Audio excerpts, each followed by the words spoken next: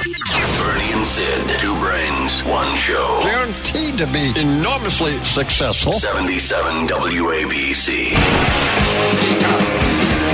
Rumble trying to finish Alexander Gustafsson. He's going to be in trouble. Anthony Rumble Johnson. Oh, it's all over. Anthony Rumble Johnson. Wow. Finishes Alexander Gustafsson. Wow. That was impressive. Anthony Rumble Johnson as advertised. Back here on Bernie and Sid on 77 WABC, the aforementioned Anthony Rumble Johnson. He's going to be on the card at the UFC 202 this Saturday night in Las Vegas. The main event is Conor McGregor, the rematch with Nate Diaz. The co-main event, Anthony Rumble Johnson with Glover Teixeira. These guys, this is an exciting weight class. It's 205 light heavyweight. Anthony Rumble Johnson in the studio with Bernie and Sid, one of the baddest dudes on the planet right here. Sitting and Sid, by the way, I see you kissing up to. Well, I know him. We have a friend in common. We had met each other in Miami years ago. I actually know him. Anthony, welcome to Bernie and Sid. Thank you for being in New York and coming on the show. Thank you. How you feel? First of all, how you feeling about the fight Saturday night with Glover? I feel great. I'm just ready to get it over with. I've been training for so long for a 15-minute fight, and it feels like forever. How many hours a day you train for a 15-minute fight? 3 or 4 every day. Every day. I mean, you look great. It's crazy. Yeah. Teixeira it's this Saturday again, pay-per-view. Teixeira, of course, he is another bad dude. I saw him. He beat up Ovin St. Preux one time. Yeah. Choked him out. Yeah. I mean, I saw a bunch of fights, but he is incredible. I mean, are you fearful in the least of a guy like? Not at all. No, not at all. No. When you're training and you've been in so many fights, it's just feel like it's just a job, and it doesn't this is what matter. you do. Listen, you were a college wrestler. You were into you got into the MMA stuff at about age 20 years old, and you grew up in Dublin. You're an Irish kid. So, and your heroes when you were growing up were Walter Payton and your grandfather, right? Yes. Why Walter Payton? Sweetness. He just, he was small and just didn't give up. It took everything. Right. It took more than one guy on the field, sometimes more than the team, just to bring one guy down. So I really look up to him. I loved him, too. I was actually upset when Emmett Smith broke his record for all-time leading rusher. Yeah? I was actually upset. That's one great back to the next. I know. But were you pissed off at our good friend Mike Ditka when the Bears won the Super Bowl and he did not – William the Fridge Perry scored a touchdown. He did not give Peyton the ball to score a touchdown. Did that piss you off? Do you remember that? Or? No, I know what you're talking about. Yeah. But it didn't piss me off. Yeah. Well, I figured the one shot at the Super Bowl, Walter Payton should have scored. But, but he was a great family. His kids, to this day, is still a very rest in peace, Walter Payton. And so, of course, as I said, you're 205 pounds, light heavyweight, a very exciting weight class in the UFC, which is the most exciting sport out there today, in my opinion. My partner disagrees. He crashes it. He says, what did you say before? You have to be, and don't take this, don't take offense, because I love you, but you have to be somewhere between retarded and a Neanderthal to see somebody get their ass kicked.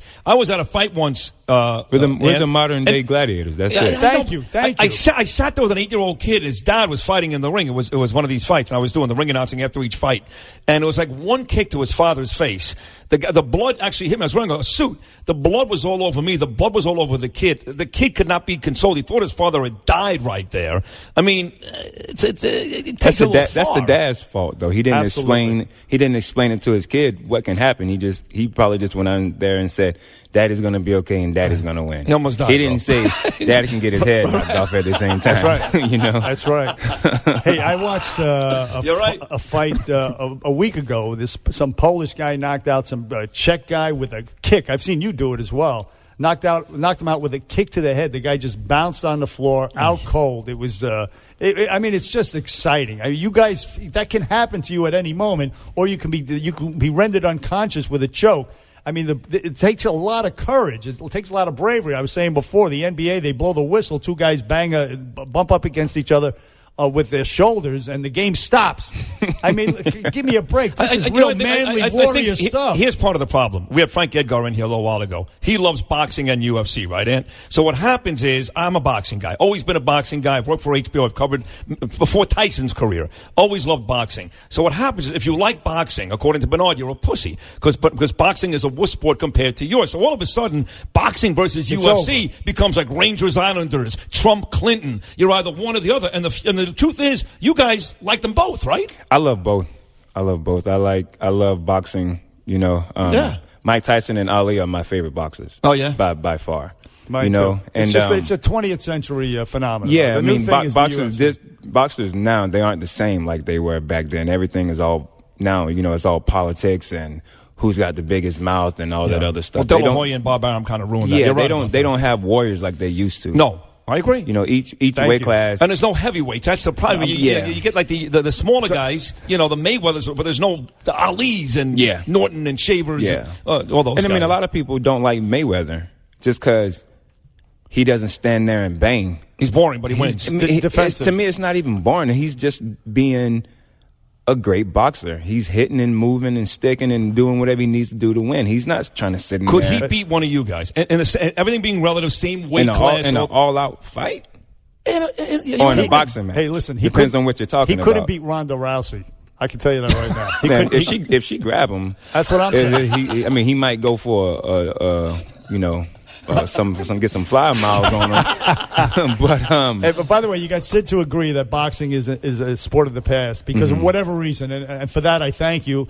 Now listen, you were supposed to fight John Bones Jones, and he was suspended. He was the biggest thing in the light heavyweight division. And now you're saying that He still is. His name is still relevant. You know what I mean? Right, but he's such a popular and he was such a force to be reckoned with. He was the champ, period, you know? He was supposed to fight. He was pulled last minute for substance abuse. Is he going to be banned for 2 years? I heard that's the rumor. I don't know. I'm not part of the commission or USADA or anything like that. I don't know. But I assume that's what's going to happen. He's the guy you should be fighting because you and he are two of the baddest dudes on the planet. I want to fight him. But you can't fight. You can't fight though. He's in trouble. Yeah. But now you did fight Daniel Cormier, and you lost to him. And Cormier lost to John Bones Jones. So I mean, what happened with Cormier? He choked you out at the end. Yeah. He beat me. I mean, that's it. Right. He beat me. I don't have any excuses.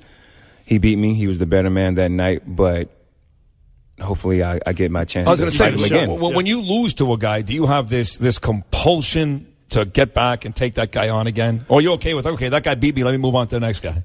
Or are you like, this guy beat me, I can't beat him? I'm no, thinking I don't think that at all. Right. You know, when he beats me, if I get beat by somebody, I'm like, okay, they were the better man that night. I know my talent. Right. And I know deep down inside I can beat the guy. I just have to put my mind to it. And that's it. You know, and I don't take anything away from him, but I don't take anything away from myself either. No. You know, I'm just like, you can't win them all. Right. You can't. Rocky Marciano did. You can't be. He won every single fight. I'm just telling you. You know, you can't be 49-0. The Patriots. You can't be 49-0 and retire or whatever. Not in your sport. And then say you're the greatest. Right. That's right. We're talking to Anthony Rumble Johnson, light heavyweight in the UFC. The big fight coming up this Saturday in Las Vegas, UFC 202. It's Conor McGregor versus Nate Diaz is the main event. The Anthony Rumble Johnson versus Glover Teixeira is the co-main event coming up this Saturday. We're looking forward to it. Now, you, for like 5 years, you were a middleweight, and you moved up. Welterweight. You were a welterweight. That's right. Welterweight, middleweight, and then light heavyweight. Welterweight, which is in the 170s. Yeah. And now you're 205. How do you bulk up like that? I mean, it's just natural I was already growth? big. I was already big. You had to stay unnaturally small to fight as a welterweight? It wasn't naturally staying small. I was just getting big. Naturally, when I was fighting at 170, I was walking around 210, dropping down to 170. Wow. Okay. So that must have hurt you, your performance. It did. Speed-wise. It did. Yeah. The speed was still there. It was the stamina. The stamina? Yeah, Really? that's what was killing me. So what do you do? Like Pilates, naked yoga? How do you? Hot yoga, hot naked none yoga. of that. Step aerobics? None of the above. You None of the above. You lift weights and you run and you push weights around and you grapple and you spar. I mean, Yeah. what is let's say a typical run? How many miles a week does Anthony Johnson run? Maybe 7. That's it. So, I figured like 2 a day, like maybe 12 a week. So you're doing 7 or 8. And what do you eat? Like during the average day, what do you eat? You watch every calorie, I don't really watch my calories No. and stuff like that. I just pretty much eat healthy, small meals. I don't really care about the calories and things like that. Everything's all in. See, McGregor is not a good-looking guy. So, and you can tell him I said this. If You're he like takes the second person to tell me he looks older than what he is. He looks horrible. So if he takes a couple shots to the face, it don't mean nothing. You're a good-looking kid. Thank you. What are you doing with that? Somebody's going to mess your face up. Why you want to do that? Well, usually the fights don't last that long, so I get them before they get me. So, that's why. But you've had 26 fights, 27 fights. I mean, you still look remarkably well for 26 fights. It was. I fought Andrei Arlovsky, who was the former UFC heavyweight champion. I fought him when I was with another organization, and I got a cut. On here, your forehead? No, that happened when I was a kid. Okay, I don't remember how that happened, but I got a cut like somewhere on my face. Yeah, and Julie was with me. Julie Zastro. She went to the fight with me, and I used to always tell him, like, dude, I don't look like a fighter. Like, I don't have any cuts or anything on my face. So when I got that cut on my face, I went to the doctor, and they were about to stitch it up. I was like, no, leave it alone. Like, I want to look good. Like I played a part, like look like I'm a fighter and stuff. But, they stitch it up, and you can't even tell. Yeah, no, your face looks great. Now, so Sid was saying earlier, disrespectfully, that to be a fan of the UFC, you have to be half a retard or whatever. No, it's not a full whatever retard. He said. A Neanderthal. But listen, the point here is there's so much to learn. There's so much strategy and technique, especially in the grappling area. So many holes. Rear naked chokehold, Kimura, guillotine, and all these leg lock positions, things you have to do.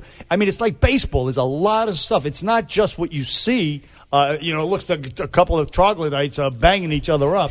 You have to learn a lot of strategy, and your strategy is you're strong on the grappling, if I'm not mistaken, right? My wrestling is pretty strong, right? Exactly, and my striking. So you are a very, very intelligent fighter. You have to know a lot of stuff. I mean, how long does it take you to learn all these different strategies? I mean, either you got it or you years, don't. Right? I mean, you can't teach.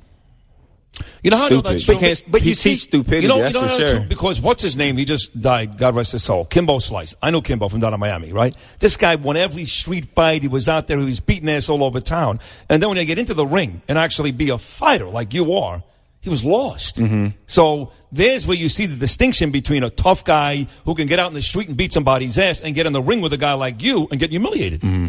It's a night and day difference. Night and day. Have you ever, like Mitch Bud Green once beat Mike Tyson's ass in the street? Remember that? They were in the street in the Bronx. Maybe not. Mitch Green beat his ass. Have you ever been in a fight? I heard the name. I know you're talking about. Have you ever been in a fight outside the ring where you lost? Maybe you were a bouncer. Somebody, Let me see. Somebody had to kick your ass in Georgia. Come on. You know what? I was in. Come on. 3rd grade. I was in 3rd grade, and there was this girl. I mean, and her and I are the best of friends right now to this day. I spoke to her the other day on Facebook. Right. Her name was Talitha Quarterman. Right. And Talitha was bothering me so bad, man, And she got up in my face. We had PE. Right. She got in my face, and I pushed her out of my face. Man, that girl walked up to me. She walked up to me and hit me.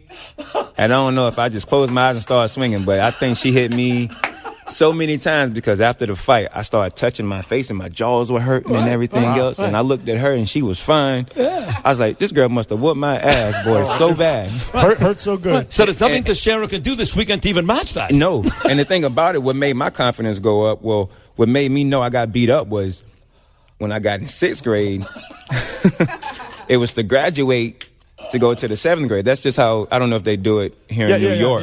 But where I'm from, that's how they do it in Georgia. Yeah.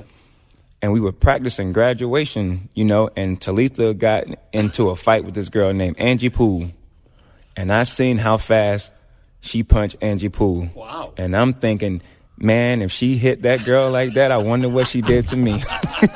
In front of all of my boys, the entire gym class. That's funny, She man. put it on me bad. That's funny. So, speaking of which, even in the UFC, the women's division, the women's fighters, there are many exciting fights. I mean, starting with Holly Holm, Ronda Rousey's earlier fights, but the Holmes lost Rousey, 2 in a row, though, right? She's and then lost 2 in a Holmes row? lost to Miesha Tate, and Yeah. Miesha Tate. One. Okay. Two in a row, I think, Holmes. Yeah. Right, but the women, I mean, you have a lot of respect for the women fighters. Now, oh yeah, sure. I think a woman can basically do anything a man can do.